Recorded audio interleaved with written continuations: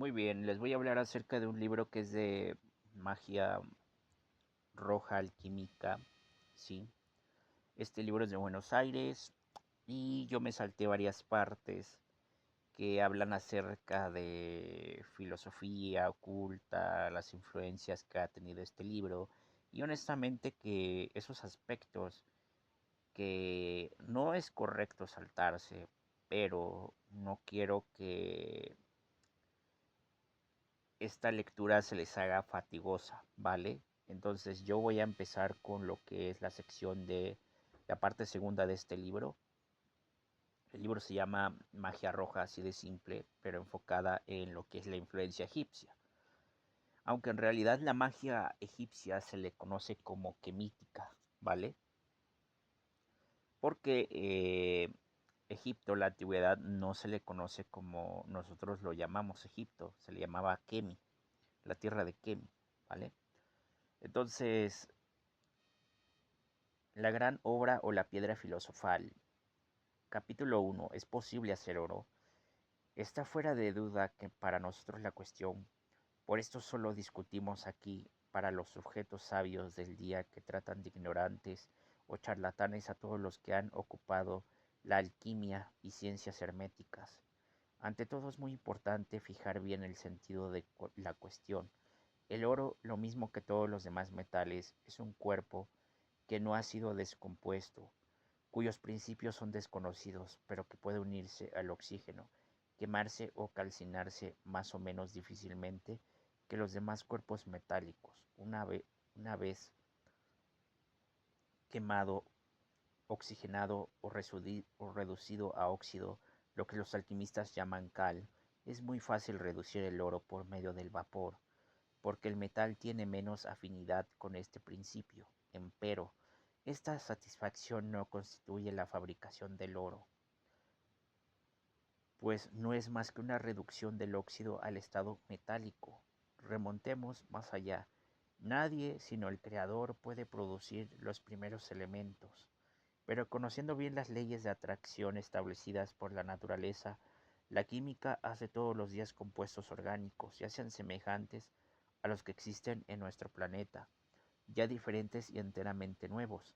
La formación de esos compuestos es tanto más perfecta cuanto más se conocen los principios contribuyentes y sus propiedades, y si es cierto, como lo ha demostrado uno de los primeros químicos, que muchos cuerpos simples no son más que modificaciones de un principio único con densidades diferentes.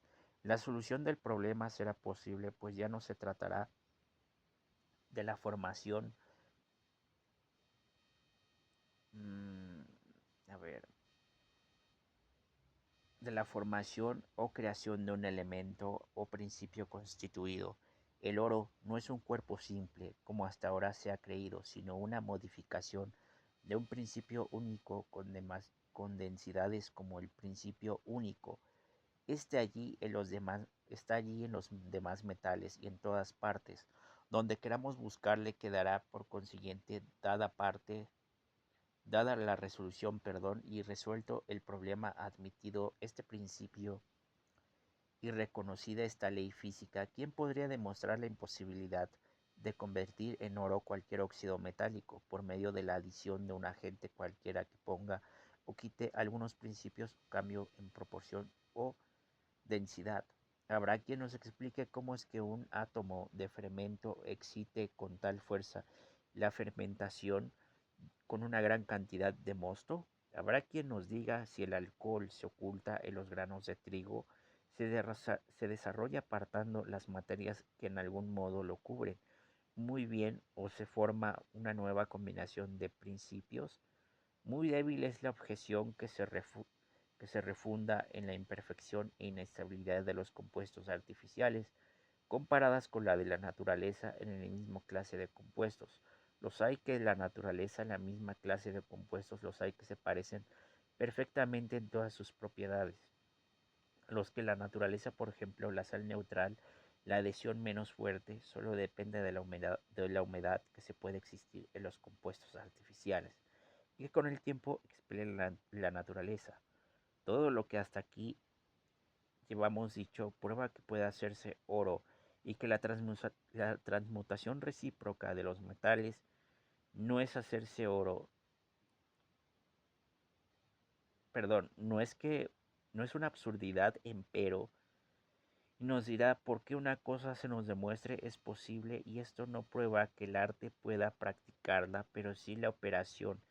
Sale bien siguiendo un método experimental y no hay que ocuparse de la prueba de la posibilidad. Y es necesario concluir del ser y a lo posible. ABC ad posse valet consequitur. Es cierto que se ha hecho oro. A ver, voy a explicarles un poco porque no me gusta leer solo por leer. El oro del cual realmente se habla de la alquimia es el oro interno. En la alquimia hay dos tipos de metales, metales nobles, metales viles. Metales nobles, oro, plata, metales viles, estaño, hierro, mercurio, cobre y, a ver, estaño, cobre, hierro, ya está, ¿vale? Los nobles son oro y plata. Eh, Cada uno representan los siguientes planetas. Oro y plata representan el Sol y la Luna. Viles son, hierro es Marte, estaño es Júpiter, Mercurio es Mercurio obviamente, Venus es cobre y Júpiter es plomo. Estaba olvidando el plomo, ¿vale? El proceso de convertir el oro en un metal vil, en un metal noble, o sea, convertirlo en plomo, se le llama obra mayor y se le llama la piedra roja. Y la obra menor se le llama piedra blanca, es decir, convertir un metal en plata, ¿vale? Ya, para que no se confundan en lo que está explicando acá. Ahora, segunda parte, es cierto que se ha hecho oro, entre que muchos alquimistas que han jactado de haber obtenido buenos resultados, los hay que verdaderamente hayan compuesto o hecho oro. Algo difícil es resolver victoriosamente esta cuestión o hacer participar a los demás de nuestra incertidumbre sobre el particular, pues en todas las obras de filosofía hermética que hemos consultado, siempre falta alguna cosa en la explicación de la mayor parte de las transmutaciones. También sabemos que no se puede dispensar demasiada confianza a los autores que se ha hablado de su propia obra, ni el testimonio de los espectadores generalmente ignorantes. Sin embargo, puede alegarse algunas razones que ofrecen al parecer un carácter de verdad. Si, por ejemplo hay un hombre que sin tener confianza alguna en las transmutaciones alquimistas obtiene algunos átomos de la piedra filosofal, repitiendo el experimento solo sin confidente ni testigo, haya más peso de oro verdadero que la piedra filosofal empleada y es difícil sospechar fraude alguno en semejante caso. Es el parecer el carácter de la famosa aventura ocurrida en Agelvesio, hallándose en Magdeburgo. Se esforzaba en negar la existencia de la piedra filosofal y se había explicado de un modo formal de una obra impresa sobre los polvos simpáticos del caballero Digby. El día 27 de enero de 1655 se le presentó a un desconocido después de haberle hablado de la ciencia hermética, le enseñó la piedra filosofal de color azufre y 5 plachas de oro puro, y le explicó en qué modo había llegado a la perfección del arte. Helvesio le rogó que le diese un poco de aquella piedra y bien que le hiciese ver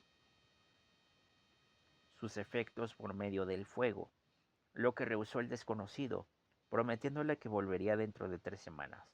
Volvió efectivamente como lo había ofrecido y solo a fuerza de súplicas y ruegos quiso concederle un poco del tamaño de una semilla de rábano, y como dudase Helvesio que una tan corta cantidad pudiese convertir en oro 4 gramos de plomo, el alquimista aún suprimió la mitad diciéndole que la otra basta para producir el efecto que deseaba. En la primera entrevista de Helvesio había tenido con aquel hombre, le había quitado con la uña algunas partículas de piedra y habiéndolas echado sobre el plomo derretido, todo se había derretido y todo se había disipado sin quedar más que un poco de tierra vidriada en el fondo del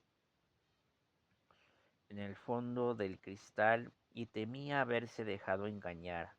Pero después el desconocido le dijo que era preciso envolver con cera la materia de proyección a fin que el humo del plomo no lo echase a perder.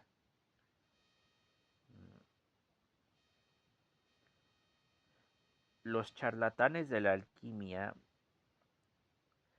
En la alquimia, eche 6 adarmes de mercurio, añadió un poco de polvos y lo puso todo a un fuego bastante vivo. En poco tiempo la masa quedó convertida en cerca de 10 axarmes de oro.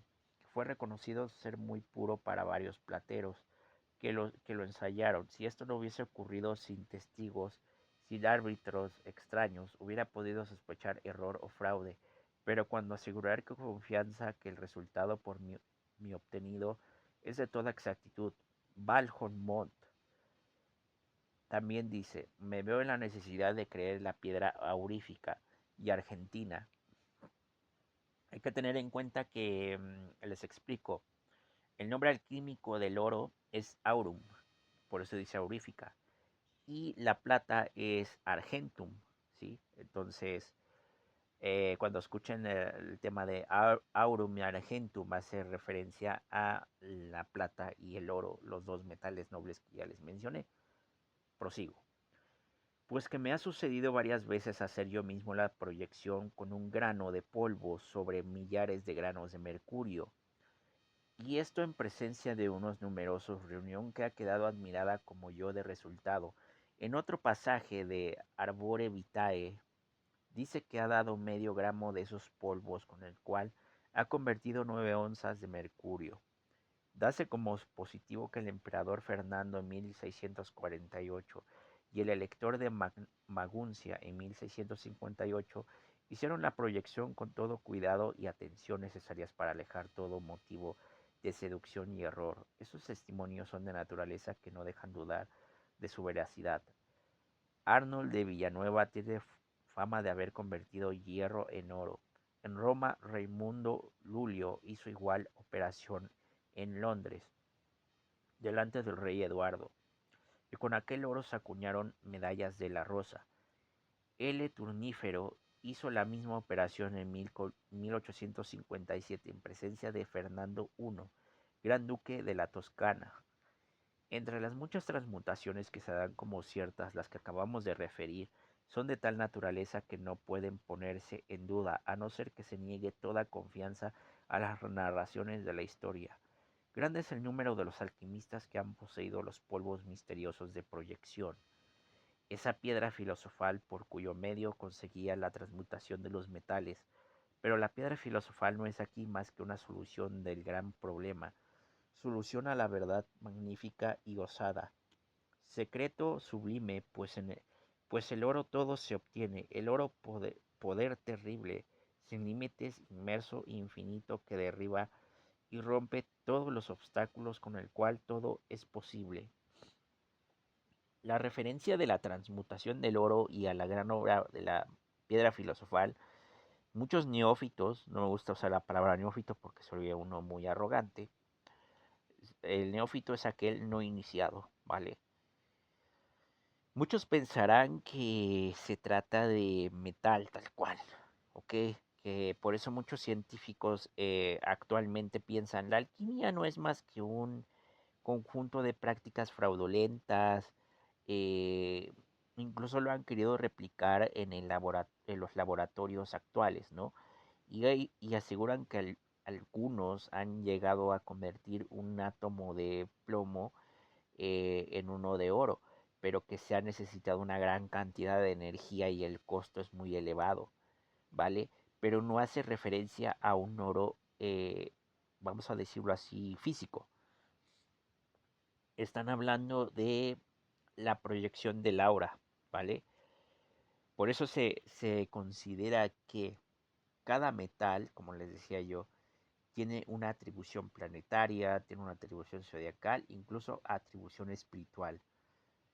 Ok, por eso podemos ver en obras como el Ars Goetia, llamada Ars Goetia, como en las Clifot, como en la Sefirá y demás, y en la Cábala, que cada espíritu tiene una atribución planetaria, metálica, de color, de plantas y animales, porque es a través de la adición de estos elementos es que se puede lograr la manifestación viva de la magia, ¿vale?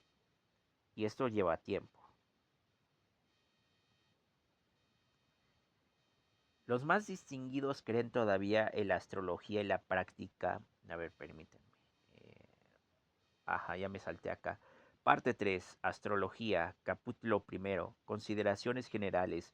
Ha sido en general reconocida y demostrada la influencia de los astros y planetas por los sabios de todos los tiempos y países que debamos entrar en difusiones explicaciones a fin de probar su realidad. Además, los únicos que le hayan negado son hombres superficiales, que sin más, que sin ver más que un lado de la cuestión, no han querido dar crédito a todo lo que no alcanzaban sus torpes sentidos, pero no puede decirse con verdad lo que muchos han dicho, que los modernos hayan sido generalmente incrédulos al poder de los astros y su influencia. Antes bien, muchos han admitido y muchos de nuestros lectores quedarán sin duda muy pasmados al saber que en todas las circunstancias importantes de su vida, el gran escéptico de Alambert consultaba los astros cuyo poder negaba en su enciclopedia. El mismo Voltaire había mandado construir en Ferney un observatorio donde reunió todos los libros de astrología judiciaria que pudo procurarse.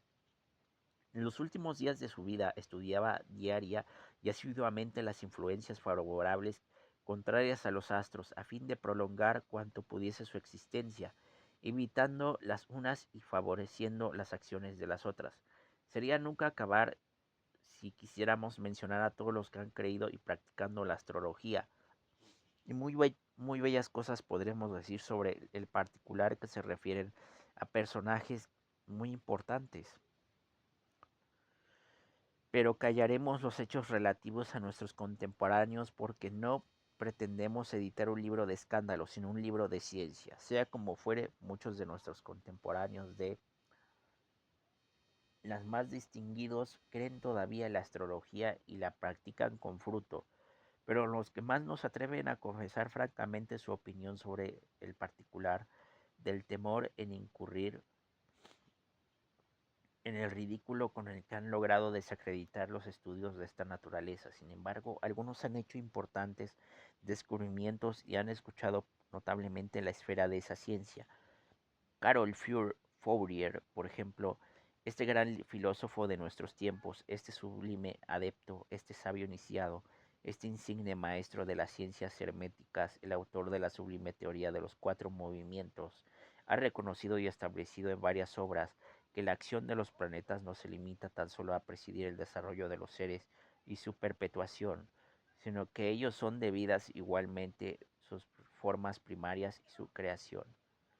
Véase sino lo que en propios términos escribe en su gran tratado, página 519 y siguiente en la nota sobre la cosmogonía aplicada sobre las creaciones escisionarias y contramoldadas. Aquí dice, es cosa particular que los hombres que suponen que todo está enlazado en el sistema del universo y que haya una unidad de acción entre todas las partes, quieran aislar de toda operación los planetas que son los seres creados más notables y los agentes más activos del sistema del universo, para que el público se interese a favor de estos astros cuya función ha sido tan mal juzgada, preciso es hacer vislumbrar sus trabajos de creación, presentarle cada planeta como un artífice que nos da lo agradable de la fidelidad de los cuadros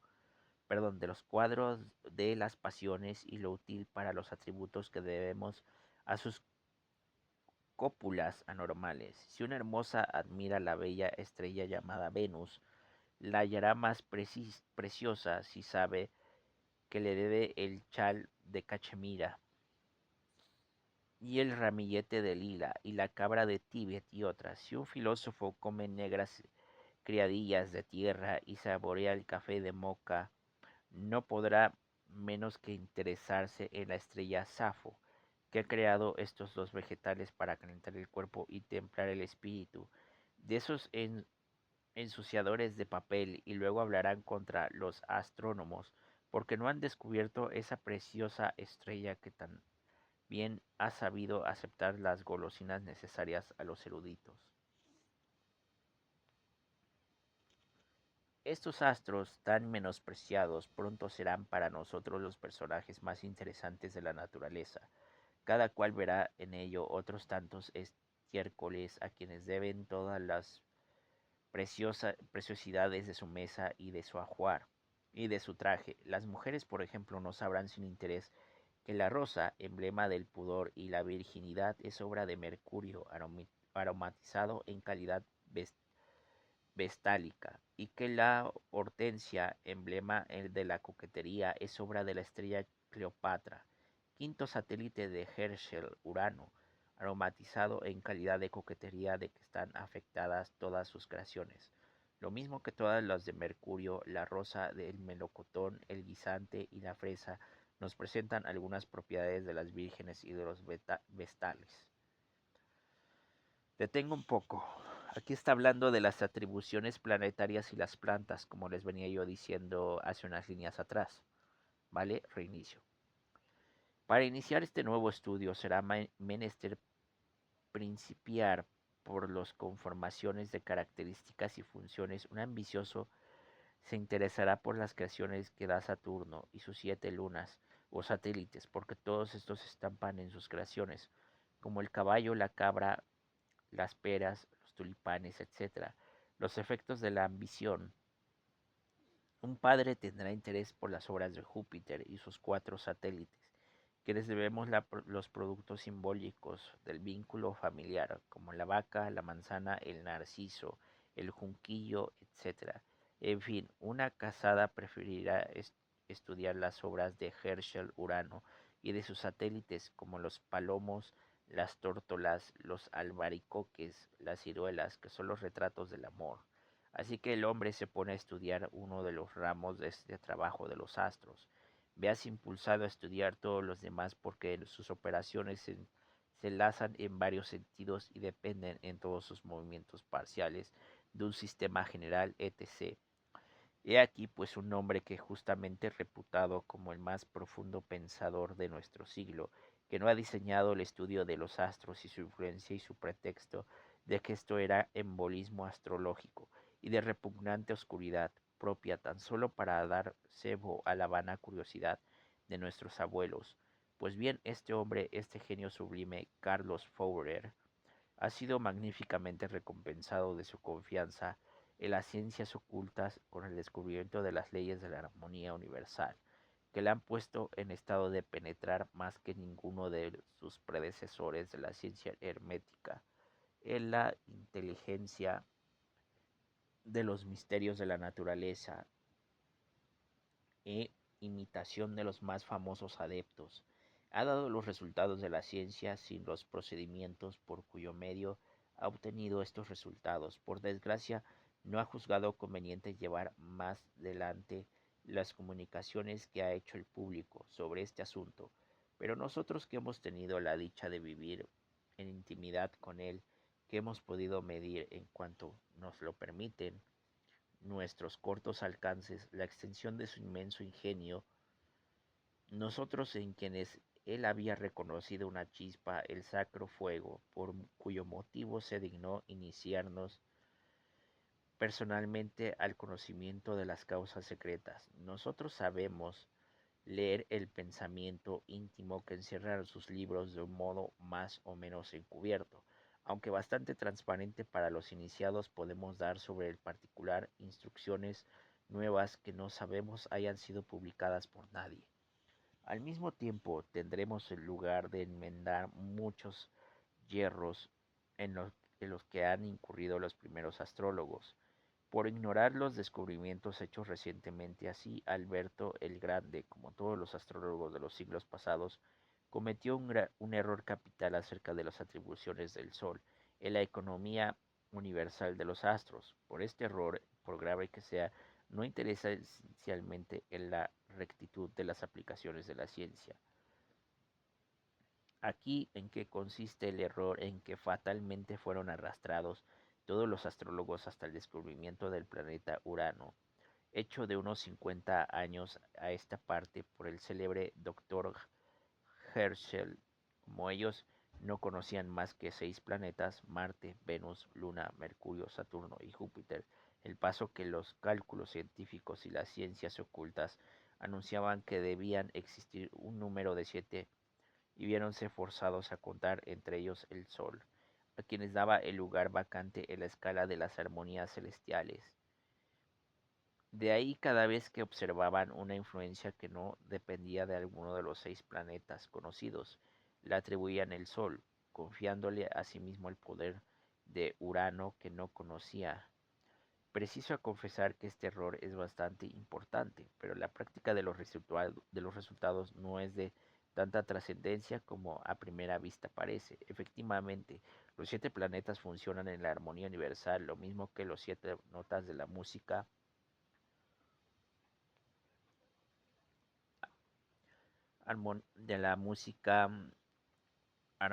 armonía musical, y el Sol, en vez de ser planeta, es un astro central, relativamente inmóvil.